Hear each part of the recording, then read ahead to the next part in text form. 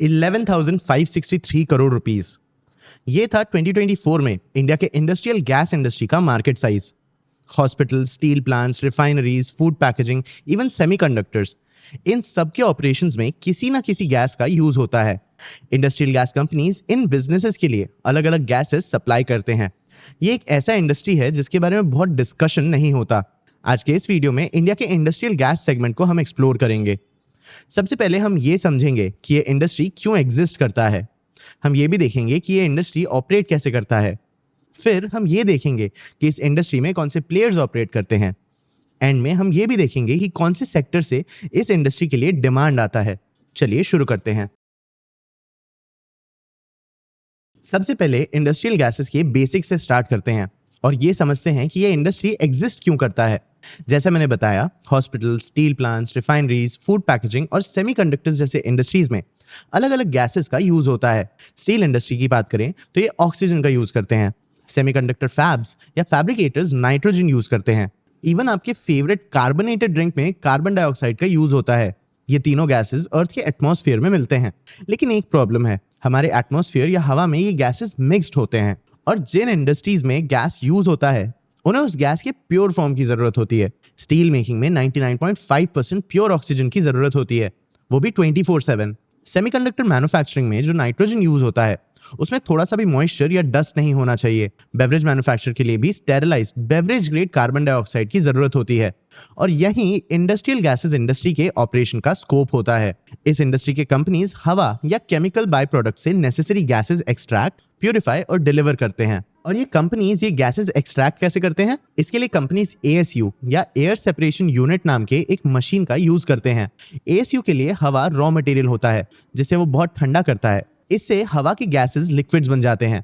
हवा के लिक्विफाई होने के बाद इसे डिस्टिल किया जाता है जिससे लिक्विड ऑक्सीजन, नाइट्रोजन और आर्गन अलग अलग हो जाते हैं। इन गैसेस को फिर प्यूरिफाई करके टैंक्स में स्टोर किया जाता है जहां से इन्हें अपने बायर्स तक डिलीवर किया जाता है। ASUs ऑपरेट करने में बहुत पावर की जरूरत होती है। एक ASU को ऑपरेट करने में भी 50 to 100 मेगावाट पावर की जरूरत होती है। इसलिए इंडस्ट्रियल गैसेस इंडस्ट्री में पावर कॉस्ट एक बहुत इंपॉर्टेंट फैक्टर है। ASUs बिल्ड करना भी एक मुश्किल टास्क है। इनके कंस्ट्रक्शन में कई करोड़ रुपीस इन्वेस्ट करना पड़ता है और तो और ASUs में किए गए इन्वेस्टमेंट्स के रिटर्न्स अगले 10 to 15 ईयर्स तक डिवाइड हो जाते हैं। ऐसे में ASUs सिर्फ तभी बिल्ड किए जा सकते हैं जब कंपनी के पास लॉन्ग टर्म कॉन्ट्रैक्ट्स हों। इसीलिए industrial gas companies 15 to 20 years के टेक और पे डील्स एंटर करते हैं। ऐसे डील्स में बायर्स गुड्स या सर्विसेज का एक स्पेसिफाइड क्वांटिटी खरीदता है। इस डील में बायर एक फी भी पे करता है और एक फिक्स डेट पे पेमेंट्स करने का प्रॉमिस करता है।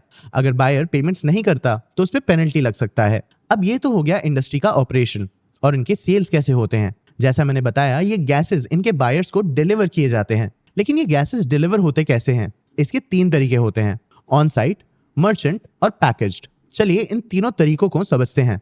सबसे पहले ऑन साइट डिलीवरी। इस मेथड में गैस मैन्युफैक्चरिंग कंपनी अपने क्लाइंट के प्रेमाइसेस में ही अपना गैस मैन्युफैक्चरिंग प्लांट सेटअप कर लेते हैं। जैसे एक स्टील प्लांट जो अपने फैक्ट्री प्रेमाइसेस में एक गैस मैन्युफैक्चरिंग कंपनी से अपने फैक्ट्री के पास ही एक ऑक्सीजन मैन्युफैक्चरिंग प्लांट भी एस्टैब्लिश करवा लेता है। इस प्लांट को कंपनी अपने बायर के फैसिलिटीज से पाइप से कनेक्ट करती है और इसे कई सालों तक चलाती है। क्योंकि गैस सेल्स लंबे कॉन्ट्रैक्ट्स पे ऑपरेट करते हैं, इस सेटअप में अगर बायर का गैस कंजम्पशन कम भी हो जाता है तो वो एक मिनिमम फीस पे करते ही हैं, जिससे गैस कंपनी को एक मिनिमम गारंटीड रेवेन्यू सोर्स मिल जाता है। गैस के बायर को भी इस मेथड से स्टेबल सप्लाई का बेनिफिट मिलता है। दूसरा मेथड है मर्चेंट डिलीवरी। इस मेथड में मिड साइज बायर्स के लिए गैस को लिक्विफाई किया जाता है और इस लिक्विफाइड गैस को क्रायोजेनिक टैंकर्स में बहुत कम टेम्परेचर्स में स्टोर किया जाता है। इन टैंकर से गैस को इंसुलेटेड टैंक्स में ट्रांसफर किया जाता है और इन्हें बाय रोड ट्रांसपोर्ट किया जाता है। बायर्स लिक्विफाइड गैस को सैटेलाइट टैंक्स में स्टोर करते हैं। जब जरूरत हो तब इन लिक्विड गैसेस को वापस वेपराइज और यूज किया जाता है। थर्ड मेथड है पैकेज डिलीवरी। ये मेथड छोटे कस्टमर्स के लिए यूज होता है, जैसे वर्कशॉप्स, छोटे हॉस्पिटल्स, लैब्स एक्सेट्रा। इस मेथड में गैसेस सिलेंडर में स्टोर और डिलीवर किए जाते हैं। ये मेथड सबसे ऑपरेशनली इंटेंस सेगमेंट है जिसमें हाईएस्ट वर्किंग कैपिटल और सेफ्टी रिक्वायरमेंट होते हैं। लेकिन गैस मैन्युफैक्चरिंग कंपनीज के लिए इस मेथड में हाईएस्ट पर यूनिट रेवेन्यू भी है। इन तीनों मेथड्स में से कौन सा यूज होगा, ये 4 मेजर फैक्टर्स पे डिपेंड करता है, geography, utilization, power and logistics और सेफ्टी।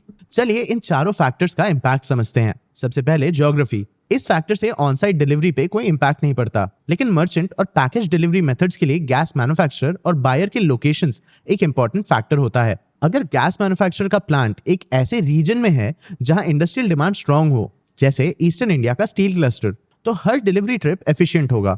वहीं अगर प्लांट एक ऐसे रीजन में है जहां कस्टमर स्कैटर्ड हैं, तो डिलीवरी में ज्यादा टाइम ट्रांसपोर्ट में स्पेंड हो जाएगा। मतलब जितना डेंस नेटवर्क होगा, पर यूनिट डिलीवरी कॉस्ट उतना कम होगा और मार्जिन्स भी इंप्रूव होंगे। दूसरा फैक्टर है यूटिलाइजेशन। जब ASUs 65 to 70% कैपेसिटी पे ऑपरेट करते हैं, तब जाके ये ब्रेक इवन पॉइंट पे पहुंच सकते हैं। मतलब जितना कॉस्ट इन ASUs को ऑपरेट करने में लगता है, उतना ही रेवेन्यू भी जनरेट होता है। इसके ऊपर गैस मैन्युफैक्चरिंग कंपनीज को प्रॉफिट होता है, लेकिन इन कंपनीज को अच्छा प्रॉफिट तब होता है जब मैन्युफैक्चरिंग फैसिलिटीज 80% से ज्यादा कैपेसिटी पे ऑपरेट करते हैं। इसलिए कंपनी नए ऑन साइट कॉन्ट्रैक्ट्स चेज करते हैं। इससे इनके लिए बायर कंपनी से आने वाले फीस बेस्ड रेगुलर इनकम तो बढ़ता ही है, और तो और कोई भी एक्सेस गैस जो कंपनी प्रोड्यूस करती है, वो कंपनी मर्चेंट गैस मार्केट में सेल कर सकती है। गैस मैन्युफैक्चरिंग कंपनीज के लिए ये लिक्विफाइड गैसेस का पूल एडिशनल रेवेन्यू का एक सोर्स बन जाता है। ऑन साइट कॉन्ट्रैक्ट्स का एक और बेनिफिट होता है स्टिकीनेस। एक बार अगर कोई गैस कंपनी किसी बायर के ऑपरेशंस में अपना गैस मैन्युफैक्चरिंग फैसिलिटी सेटअप कर लेती है, तो वो अपने फैसिलिटी से बायर के फैक्ट्री तक पाइपलाइन और एडिशनल इंफ्रास्ट्रक्चर भी सेटअप कर लेती है। इस एस्टैब्लिश सिस्टम से स्विच आउट करना और वेंडर बदलना एक बहुत टीडियस टास्क होता है। इसलिए ये कॉन्ट्रैक्ट्स गैस मैन्युफैक्चरिंग कंपनीज के लिए काफी फायदेमंद हो सकते हैं। थर्ड फैक्टर है पावर एंड लॉजिस्टिक्स। ये इंडियन गैस मैन्युफैक्चरर्स के लिए सिर्फ एक फैक्टर ही नहीं, बल्कि एक चैलेंज भी है। जैसा मैंने बताया, गैस मैन्युफैक्चरर्स ASUs यूज करते हैं और इन ASUs का पावर कंजम्पशन बहुत हाई है। इसीलिए पावर एक्सपेंसेस का कंपनीज के फाइनेंसेस पे काफी बड़ा इंपैक्ट रहता है, और इंडिया में पावर कॉस्ट बहुत ज्यादा हाई और वॉलेटाइल भी है। इसके कारण गैस मैन्युफैक्चरर्स के फाइनेंसेस पे पावर प्राइसेस और इनके फ्लक्चुएशंस का कांस्टेंट प्रेशर रहता है। लॉजिस्टिक्स की बात करें तो इंडिया का रोड सिस्टम कंजेस्टेड है, मैन्युफैक्चरर्स और इनके बायर्स के बीच का डिस्टेंस बहुत ज्यादा है, और सबसे इंपॉर्टेंट, इंडिया में बहुत कम क्रायोजेनिक टैंकर्स हैं। इंटरेस्टिंगली, इंडियन गैस मैन्युफैक्चरर्स का EBITDA मार्जिन ग्लोबल प्लेयर्स के तरह ही 25 to 30% के रेंज में होता है, लेकिन इंडियन कंपनीज को ये मार्जिन अचीव करने के लिए ग्लोबल प्लेयर्स से ज्यादा चैलेंजेस फेस करने पड़ते हैं। फोर्थ फैक्टर है सेफ्टी। इनफैक्ट ये इस इंडस्ट्री का एक मोट है। Purity certifications, PESO licenses, cylinder testing और BIS स्टैंडर्ड्स के बेसिस पे रिलायबल और रिस्की सप्लायर्स में डिफरेंशिएट किया जाता है। मैन्युफैक्चरर्स को स्ट्रिक्ट सेफ्टी स्टैंडर्ड्स मेंटेन करने पड़ते हैं, नहीं तो इन्हें क्लाइंटल लॉस से डील करना पड़ सकता है। सेफ्टी फॉल्ट से सिर्फ कंपनी के मशीनरी और एसेट्स को ही नहीं, बल्कि जनरल ह्यूमन लाइफ को भी नुकसान हो सकता है। ये कंडीशंस इस इंडस्ट्री में ऑपरेट करना मुश्किल बनाते हैं, लेकिन फिर भी 3 मेजर प्लेयर्स इस इंडस्ट्री को डोमिनेट करते हैं: लिंड, एयर लिक्विड और एयर प्रोडक्ट्स। इनके साथ ताइयोन निप्पॉन सांसो भी इंडियन इलेक्ट्रॉनिक्स इंडस्ट्री को गैसेस सप्लाई करता है। इंडिया में लिंड सबसे बड़ा लिस्टेड प्लेयर है। ये स्टील, हेल्थ केयर और अब सेमीकंडक्टर इंडस्ट्रीज को भी गैसेस सप्लाई करता है, लेकिन ये 3 प्लेयर्स तो गैस मैन्युफैक्चरर्स हैं। इसके अलावा इंडस्ट्रियल गैसेस इंडस्ट्री को सपोर्ट करने वाला इंफ्रास्ट्रक्चर भी एक फुल फ्लेज्ड इंडस्ट्री है। इस सेगमेंट में आइनॉक्स इंडिया लीडर है। कंपनी क्रायोजेनिक टैंक्स और स्टोरेज इक्विपमेंट मैन्युफैक्चर करती है। ये 3-4 कंपनीज मिलके इंडिया के इंडस्ट्रियल गैस इंडस्ट्री का 70 to 75% कंट्रोल करते हैं। बाकी का 25 to 30% फ्रैगमेंटेड है और इसमें छोटे फर्म्स ऑपरेट करते हैं।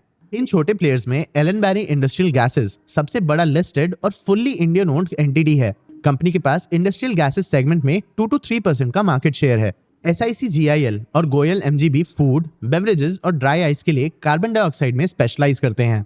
और इन कंपनीज के क्लाइंट्स कौन है?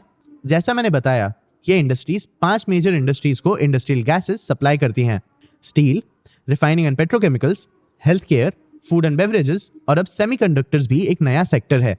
चलिए इन 5 सेक्टर के डिमांड को एक्सप्लोर करते हैं। सबसे पहले स्टील।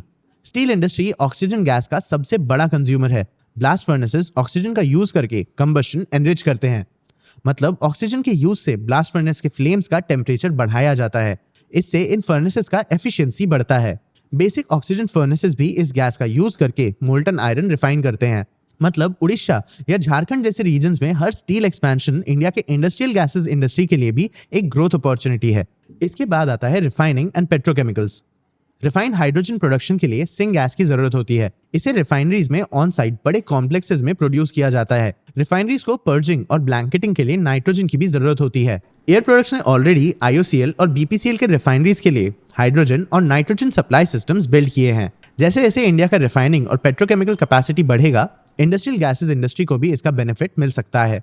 हेल्थ केयर की बात करें तो इस सेक्टर में तो ऑक्सीजन के लिए ऑब्वियस डिमांड है, लेकिन हॉस्पिटल्स में नाइट्रस ऑक्साइड और मेडिकल कार्बन डाइऑक्साइड का यूज भी होता है। लिक्विड नाइट्रोजन का यूज क्रायोथेरेपी और स्टोरेज के लिए भी किया जाता है। फूड एंड बेवरेज इंडस्ट्री में कार्बन डाइऑक्साइड का यूज कार्बोनेटेड ड्रिंक्स में और नाइट्रोजन का यूज पैकेजिंग में किया जाता है। ड्राई आइस या कूल्ड कार्बन डाइऑक्साइड का यूज कोल्ड चेन्स और ब्लास्टिंग में भी किया जाता है। सेमीकंडक्टर्स इंडिया के लिए एक नया ग्रोइंग इंडस्ट्री है और इसमें भी इंडस्ट्रियल गैसेस का रोल है। सेमीकंडक्टर फैब्स या फैब्रिकेटर्स में बहुत ज्यादा अल्ट्रा प्योर नाइट्रोजन का यूज होता है। इसके अलावा एचिंग और डेपोजिशन जैसे इंडस्ट्री स्पेसिफिक प्रोसेसेस के लिए दूसरे स्पेशलिटी गैसेस का यूज भी होता है। सेमीकंडक्टर फैब्स को ऑपरेट करने के लिए ऑन साइट गैस सिस्टम की जरूरत होती है। मतलब सेमीकंडक्टर इंडस्ट्री के ग्रोथ में भी इंडस्ट्रियल गैसेस इंडस्ट्री के लिए एक अपॉर्चुनिटी है। इन पांचों इंडस्ट्रीज के अलावा ग्लास और सीमेंट इंडस्ट्रीज भी कंबशन एफिशिएंसी बढ़ाने के लिए ऑक्सीजन का यूज करते हैं। फैब्रिकेशन और वेल्डिंग में आर्गन और कार्बन डाइऑक्साइड का यूज भी होता है। इंडस्ट्रियल गैसेस सेगमेंट एक ग्रोइंग इंडस्ट्री है, लेकिन ये इंडस्ट्री काफी अननोन है। इंडिया के इंडस्ट्रियल ग्रोथ से इस इंडस्ट्री को भी फायदा होता है। आपको क्या लगता है, क्या कोई और ऐसी इंडस्ट्री है जिसके कारण इंडिया के इंडस्ट्रियल गैस इंडस्ट्री में ग्रोथ आ सकता है? क्या इस इंडस्ट्री के कोई और चैलेंजेस हैं जो इसके ग्रोथ को अफेक्ट कर सकते हैं? अपने व्यूज हमें कमेंट सेक्शन में जरूर बताना। आगे आप कौन से टॉपिक्स पे वीडियोस देखना चाहते हो, ये भी हमें कमेंट सेक्शन में जरूर बताना। अगर ये वीडियो आपको इन्फॉर्मेटिव लगा तो इसे लाइक और शेयर जरूर करना। ऐसे ही और वीडियोस के लिए चैनल को सब्सक्राइब भी कर लेना। आज की वीडियो के लिए इतना ही। मैं हूं आपका हुसदेव, मिलते हैं अगले वीडियो में।